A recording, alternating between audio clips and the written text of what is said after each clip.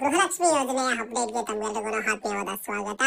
ಇವತ್ತಿನ ಈ ವಿಡಿಯೋದಲ್ಲಿ ಗೃಹಲಕ್ಷ್ಮಿ ಯೋಜನೆಯ 21ನೇ ಕಂತು ಹಣ ಜಮಾ ಕುರಿತು ಅಂಡ್ ಹಾಗೇನೂ ಸಹ ನಮ್ಮ ಒಂದು ಕರ್ನಾಟಕದಲ್ಲಿ ಗೃಹಲಕ್ಷ್ಮಿ ಯೋಜನೆಯ ಕುರಿತು ಸಾಕಷ್ಟು ಕಡೆ ಒಂದು ನ್ಯೂಸಸ್ ಆದ್ರೆ ಏನ್ ವೈರಲ್ ಆಗ್ತಿದಾವೆ. ಸೊ ಎಲ್ಲಾದ್ರ ಬಗ್ಗೆನೂ ಇವತ್ತಿನ ಈ ವಿಡಿಯೋದಲ್ಲಿ ಡಿಸ್ಕಸ್ ಆದ್ರೆ ಮಾಡೋಣ.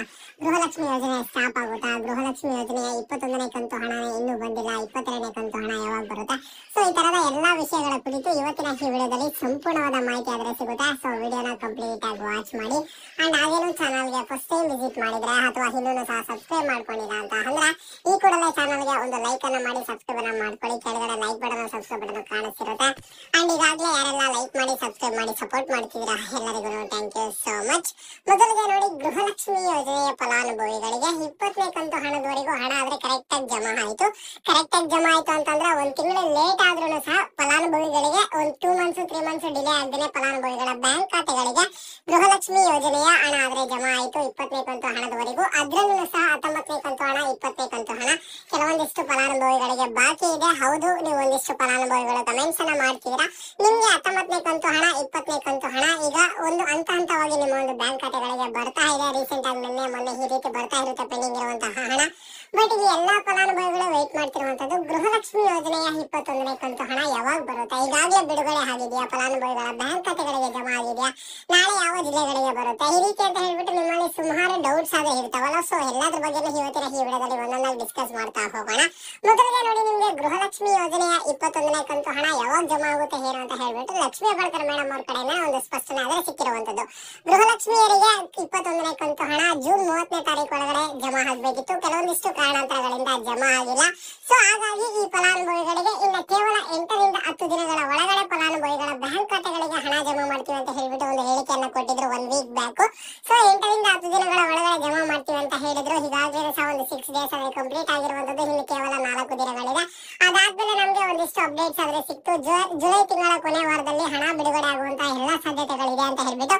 ಯಾಕಂತ ಅಂದ್ರೆ ಲಕ್ಷ್ಮೀ ಹೆಬ್ಬಾಳ್ಕರ್ ಮೇಡಮ್ ಅವರೇ ಕ್ಲಿಯರ್ ಆಗಿ ತಿಳಿಸ್ಕೊಟ್ಟಿದ್ರು, ಗೃಹಲಕ್ಷ್ಮಿ ಯೋಜನೆಯ 21ನೇ ಕಂತು ಹಣ ಜಮಾ ಮಾಡೋದಕ್ಕೆ ಯಾವುದೇ ತರದ ಒಂದು ಹಣ ಕೊರತೆ ಆಗ್ಲಿ, ಇಲ್ಲ ಅಂತಂದ್ರೆ ಯಾವುದೇ ತರದ ಸಿದ್ಧತೆಗಳು ಪ್ರತಿಯೊಂದನ್ನು ಸಹ ಎಲ್ಲಾ ರೆಡಿ ಇದಾವೆ. ನಾವು ಇನ್ನ ಜಸ್ಟ್ ಡಿಬಿಟಿ ಮಾಡ್ಬೇಕಷ್ಟೇ ಫಲಾನುಭವಿಗಳ ಬ್ಯಾಂಕ್ ಖಾತೆಗಳಿಗೆ ಅಂತ ಹೇಳ್ಬಿಟ್ಟು. ಸೊ ಅವರ ಒಂದು ಹೇಳಿಕೆಯನ್ನ ಕೇಳಿದಾಗ ಎಲ್ರಿಗೂ ಏನನ್ನಿಸ್ತು ಅಂತಂದ್ರೆ ಗೃಹಲಕ್ಷ್ಮಿ ಯೋಜನೆಯ 21ನೇ ಕಂತು ಹಣ ಅಟ್ ಎನಿ ಕಾಸ್ಟ್ ಆಗಿ ಜುಲೈ ತಿಂಗಳ ಕೊನೆ ವಾರದಲ್ಲಿ ಹಣ ಜಮಾ ಆಗುತ್ತೆ ಅಂತ ಅನ್ಕೊಂಡಿದ್ವಿ. ಬಟ್ ಇದುವರೆಗೂ ಸಹ ಯಾರಿಗೂ ಗೃಹಲಕ್ಷ್ಮಿ ಯೋಜನೆಯ 21ನೇ ಕಂತು ಹಣ ಆದ್ರೆ ಜಮಾ ಆಗಿಲ್ಲ. ನೀವು ಸಾಕಷ್ಟು ಕಡೆ ಒಂದು ನ್ಯೂಸಸ್ ಅನ್ನ ಕೇಳ್ತಾ ಇರ್ಬೋದು. ಇವತ್ತು 15 ಜಿಲ್ಲೆಗಳಿಗೆ ಜಮಾ ಆಗಿದೆ, ನಾಳೆ ಒಂದಿಷ್ಟು ಜಿಲ್ಲೆಗಳಿಗೆ ಜಮಾ ಆಗಿದೆ ಅಂತ ಹೇಳ್ಬಿಟ್ಟು ಈವನ್ ಅವರ ಜಿಲ್ಲೆಗಳ ನೇಮನ ಸಹ ಮೆನ್ಷನ್ ಮಾಡ್ತಾ ಬರ್ತಾರೆ. ನಾಳೆ ಎಷ್ಟು ಜಿಲ್ಲೆಗಳಿಗೆ ಜಮಾ ಆಗುತ್ತೆ ಅನ್ನೋದಕ್ಕಿಂತ ಮುಂಚೆ ನೀವು ಫಲಾನುಭವಿಗಳು ಏನ್ ತಿಳ್ಕೋಬೇಕು ಅಂತ ಅಂದ್ರೆ ಹಣ ಬಿಡುಗಡೆ ಆಗಿದೆಯಾ ಇಲ್ವಾ ಅಂತ ಹೇಳ್ಬಿಟ್ಟು. ಅಂಡ್ ಇವನ್ ನೀವು ಕೇಳ್ತಿದ್ರೆ ಎಷ್ಟು ಜಿಲ್ಲೆಗಳಿಗೆ ಜಮಾ ಆಗಿದೆ ಅಂತ ಹೇಳ್ಬಿಟ್ಟು. ನೋಡಿ, ಇದುವರೆಗೂ ಸಹ ಗೃಹಲಕ್ಷ್ಮಿ ಯೋಜನೆಯ 21ನೇ ಕಂತು ಹಣ ಯಾವ ಜಿಲ್ಲೆಯ ಫಲಾನುಭವಿಗಳು ಸಹ ಜಮಾ ಆಗಿಲ್ಲ. ಸಾಕಷ್ಟು ಫಲಾನುಭವಿಗಳಿಗೆ ಅಂದ್ರೆ 1,20,00,000ಕ್ಕೂ ಹೆಚ್ಚು ಫಲಾನುಭವಿಗಳು ಅರ್ಹರಿದ್ದು ಬೇರೆ ಬೇರೆ ಜಿಲ್ಲೆಯ ಫಲಾನುಭವಿಗಳಿದ್ದಾರೆ. ಅವರಿಗೆ ಇವತ್ತೊಂದಿಷ್ಟು ಜಿಲ್ಲೆಗಳಿಗೆ, ನಾಳೆ ಒಂದಿಷ್ಟು ಜಿಲ್ಲೆಗಳಿಗೆ ಅಂತ ಹೇಳ್ಬಿಟ್ಟು ಇನ್ನೂ ಸಹ ಸರ್ಕಾರದ ಕಡೆಯಿಂದ ಹಣ ಆದ್ರೆ ಬಿಡುಗಡೆ ಮಾಡಿಲ್ಲ. ಯಾವಾಗ ಬಿಡುಗಡೆ ಮಾಡ್ತಾರೆ ಏನು ಅಂತ ಅಂದ್ರೆ ಜುಲೈ ಕೊನೆ ವಾರದಲ್ಲಿ ಮಾಡ್ತೀವಿ ಅಂತ ಹೇಳಿದ್ರು. ಇನ್ನೇನು ಜುಲೈ ತಿಂಗಳು ಕಂಪ್ಲೀಟ್ ಆಗ್ತಾ ಬಂತು. ಹೀಗೇನಾದ್ರೂ ಜುಲೈ ತಿಂಗಳು ಕಂಪ್ಲೀಟ್ ಆಗೋಷ್ಟು ಒಳಗಡೆ ಫಲಾನುಭವಿಗಳ ಬ್ಯಾಂಕ್ ಖಾತೆಗಳಿಗೆ 21ನೇ ಕಂತು ಹಣ ಜಮಾ ಆಗಿಲ್ಲ ಅಂತಂದ್ರೆ ನೆಕ್ಸ್ಟ್ ಆಗಸ್ಟ್ ತಿಂಗಳಲ್ಲಿ ವರಮಹಾಲಕ್ಷ್ಮಿ ಹಬ್ಬ ಆದ್ರೆ ಇದೆ. ವರಮಹಾಲಕ್ಷ್ಮಿ ಹಬ್ಬದ ಪ್ರಯುಕ್ತ ಗೃಹಲಕ್ಷ್ಮಿಯರಿಗೆ ಗುಡ್ ನ್ಯೂಸ್ ಅಂತ ಹೇಳ್ಬಿಟ್ಟು ಸಡನ್ ಆಗಿ ಒಂದು ಹೇಳಿಕೆ ಕೊಟ್ಟರು ಸಹ ನಾವು ಆಶ್ಚರ್ಯ ಪಡುವಂತದ್ದು ಏನಿಲ್ಲ. ಯಾಕಂತಂದ್ರೆ ನಾವು ಅಬ್ಸರ್ವ್ ಮಾಡಿದ್ರೆ 20ನೇ ಕಂತು ಹಣದವರೆಗೂ ನೀವು ಹಣ ಪಡ್ಕೊಂಡಿದ್ರೆ 20ನೇ ಕಂತು ಹಣ ಪಡ್ಕೊಂಡಾಗ ಏನಾದ್ರೂ ಹಬ್ಬ ಟೈಮಲ್ಲಿ ಏನ್ ಮಾಡ್ತಾರೆ ಅಂತಂದ್ರೆ ಈ ಒಂದು ಹಬ್ಬಕ್ಕೆ ಫಲಾನುಭವಿಗಳ ಬ್ಯಾಂಕ್ ಖಾತೆಗಳಿಗೆ ಹಣ ಜಮಾ ಮಾಡ್ತಿದೀವಿ ಅಂತ ಹೇಳ್ತಾರೆ. ಸೊ ಹಾಗಾಗಿ ಈಗ ವರಮಹಾಲಕ್ಷ್ಮಿ ಹಬ್ಬದ ಪ್ರಯುಕ್ತ ನಿಮ್ಗೆ ಏನಾದ್ರೂ ಸಡನ್ ಆಗಿ 21ನೇ ಕಂತು ಹಣ 22ನೇ ಕಂತು ಹಣ ಜಮಾ ಮಾಡುವಂತ ಪಾಸಿಬಿಲಿಟೀಸ್ ಇದಾವೆ. ಇಲ್ಲ ಅಂತ ಅಂದ್ರೆ ನಿಮ್ಗೆ ಇದೇ ತಿಂಗಳಿಗೆ 21ನೇ ಕಂತು ಹಣ ಜಮಾ ಆಗುವಂತಹ ಸಾಧ್ಯತೆ ಇದೆ. ಓಕೆನಾ, ಇದೇ ತಿಂಗಳು ಕಂಪ್ಲೀಟ್ ಆಗೋಷ್ಟೊಳಗಡೆ ನಿಮ್ಗೆ 21ನೇ ಕಂತು ಹಣ ಬರುವಂತ ಸಾಧ್ಯತೆನೂ ಸಹ ಇದೆ. ನೋಡೋಣ ಮುಂದಿನ ದಿನಗಳಲ್ಲಿ ಯಾವ ರೀತಿ ನಡೆಯುತ್ತೆ ಏನು ಅಂತ ಹೇಳ್ಬಿಟ್ಟು. ಸೊ ಈಗ ಗೃಹಲಕ್ಷ್ಮಿ ಯೋಜನೆಯ ಹಣ ಜಮಾ ಮಾಡೋದು ಸ್ವಲ್ಪ ಲೇಟ್ ಆಗ್ತಿರೋದ್ರಿಂದ, ಸ್ವಲ್ಪ ಅಂತ ಅಲ್ಲ ಒಂದು 2 to 3 ಮಂತ್ಸ್ ಹಣ ಡ್ಯೂ ಇರೋದ್ರಿಂದ ಸಾಕಷ್ಟು ಕಡೆ ಒಂದು ನ್ಯೂಸಸ್ ವೈರಲ್ ಆಗ್ತಿದಾವೆ. ಗೃಹಲಕ್ಷ್ಮಿ ಯೋಜನೆ ಸ್ಟಾಪ್ ಆಗುತ್ತೆ, ಸ್ಟಾಪ್ ಆಗುವಂತಹ ಎಲ್ಲ ಲಕ್ಷಣಗಳು ಕಾಣಿಸ್ತಾ ಇದಾವೆ ಅಂತ ಹೇಳ್ಬಿಟ್ಟು ಇದ್ರ ಬಗ್ಗೆ ಕಾಂಗ್ರೆಸ್ ಸರ್ಕಾರ ಒಂದು ರೆಸ್ಪಾನ್ಸ್ ಅನ್ನ ಕೊಟ್ಟಿರುವಂತದ್ದು. ಗೃಹಲಕ್ಷ್ಮಿ ಯೋಜನೆ ಬಂದು ಒಂದು ದೊಡ್ಡ ಮಹತ್ವದ ಯೋಜನೆ ಆಗಿರುತ್ತೆ. ಈ ಯೋಜನೆಯಿಂದ ಸಾಕಷ್ಟು ಮಹಿಳೆಯರಿಗೆ ತುಂಬಾ ಹೆಲ್ಪ್ ಆಗಿದೆ. ನಾವು ಹಣ ಕೊಡ್ತಾ ಇರೋದು ಸ್ವಲ್ಪ ಡಿಲೇ ಆಗಿರ್ಬೋದು ಅಷ್ಟೇನಾ, ಬಟ್ ಯಾವುದೇ ಕಾರಣಕ್ಕೂ ಗೃಹಲಕ್ಷ್ಮಿ ಯೋಜನೆಯನ್ನ ಸ್ಟಾಪ್ ಮಾಡಲ್ಲ ಅಂತ ಹೇಳ್ಬಿಟ್ಟು ಹೇಳಿಕೆಯನ್ನ ಕೊಟ್ಟಿದ್ದಾರೆ. ಇದು ಮಹಿಳೆಯರಿಗೆ ಒಂದು ರೀತಿ ಗುಡ್ ನ್ಯೂಸ್ ಅಂತಾನೆ ಹೇಳ್ಬೋದು. ನಿಮ್ಗೆ ಯಾವುದೇ ಕಾರಣಕ್ಕೂ ಗೃಹಲಕ್ಷ್ಮಿ ಯೋಜನೆಯನ್ನ ಸ್ಟಾಪ್ ಮಾಡಲ್ಲ. ಹಣ ಜಮಾ ಮಾಡೋದು ಸ್ವಲ್ಪ ಲೇಟ್ ಆಗಿದೆ, ಬಟ್ ನಿಮ್ಮ ಒಂದು ಬ್ಯಾಂಕ್ ಖಾತೆಗಳಿಗೆ ಹಣ ಆದ್ರೆ ಜಮಾ ಆಗುತ್ತೆ. ನಿಮ್ಗೆ 21ನೇ ಕಂತು ಹಣ ಈ ತಿಂಗಳು ಕಂಪ್ಲೀಟ್ ಆಗುವಷ್ಟರೊಳಗಡೆ ಬರುತ್ತೆ. ಇಲ್ಲ ಅಂತಂದ್ರೆ ವರಮಹಾಲಕ್ಷ್ಮಿ ಹಬ್ಬದ ಟೈಮ್ಗೆ 21ನೇ ಕಂತು ಹಣ 22ನೇ ಕಂತು ಹಣ ಒಟ್ಟಿಗೆ ಜಮಾ ಆಗುವಂತ ಸಾಧ್ಯತೆಗಳಿದೆ.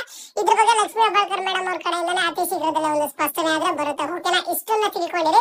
ಜೊತೆಗೆ ನಿಮ್ಗೆ ಇವತ್ತು ಎಷ್ಟು ಜಿಲ್ಲೆಗಳಿಗೆ ಬಂದಿದೆ, ನಾಳೆ ಎಷ್ಟು ಜಿಲ್ಲೆಗಳಿಗೆ ಬಂದಿದೆ ಅನ್ನುವಂತಹ ಡೌಟ್ ಏನಾದ್ರು ಇದ್ರೆ ಮೊದಲಿಗೆ ಹಣ ಬಿಡುಗಡೆ ಆಗ್ಬೇಕು. ಹಣ ಬಿಡುಗಡೆ ಆಗಿದ್ದ ಆದ್ಮೇಲೆ ಇದರ ಒಂದು ಪ್ರೊಸೆಸ್ ಆದ್ರೆ ಸ್ಟಾರ್ಟ್ ಆಗುವಂತದ್ದು. ಆಗ್ಲೂ ಸಹ ಇಷ್ಟಿಷ್ಟು ಜಿಲ್ಲೆಗಳಿಗೆ ಬಿಡುಗಡೆ ಅಂತ ಮಾಡಲ್ಲ, ಬ್ಯಾಚ್ ವೈಸ್ ಆಗ್ತಾ ಬರ್ತಾರೆ. 1,20,00,000 ಹೆಚ್ಚು ಫಲಾನುಭವಿಗಳ ಅರ್ಹರು ಇರೋದ್ರಿಂದ ಪ್ರತಿದಿನ ಸಹ ಒಂದಿಷ್ಟು ಲಕ್ಷ ಫಲಾನುಭವಿಗಳಿಗೆ ಜಮಾ ಮಾಡ್ತಾರೆ. ಯಾವ ಜಿಲ್ಲೆಯ ಫಲಾನುಭವಿಗಾದ್ರೂ ಸಹ ಹಣ ಜಮಾ ಆಗ್ಬೋದು. ಓಕೆನಾ, ಇದು ಇವತ್ತಿನ ಗೃಹಲಕ್ಷ್ಮಿ ಯೋಜನೆಯ ಅಪ್ಡೇಟ್ ಆಗಿತ್ತು. ಅಪ್ಡೇಟ್ ಇಷ್ಟ ಆಗಿದ್ರೆ ಲೈಕ್ ಅನ್ನ ಮಾಡಿ. ಮುಂದೆ ಎಲ್ಲಾ ರೀತಿಯ ಹೆಚ್ಚಿನ ಗೃಹಲಕ್ಷ್ಮಿ ಯೋಜನೆಯ ಅಪ್ಡೇಟ್ ಜೊತೆ ಸಿಗ್ತಾ ಇರೋಣ.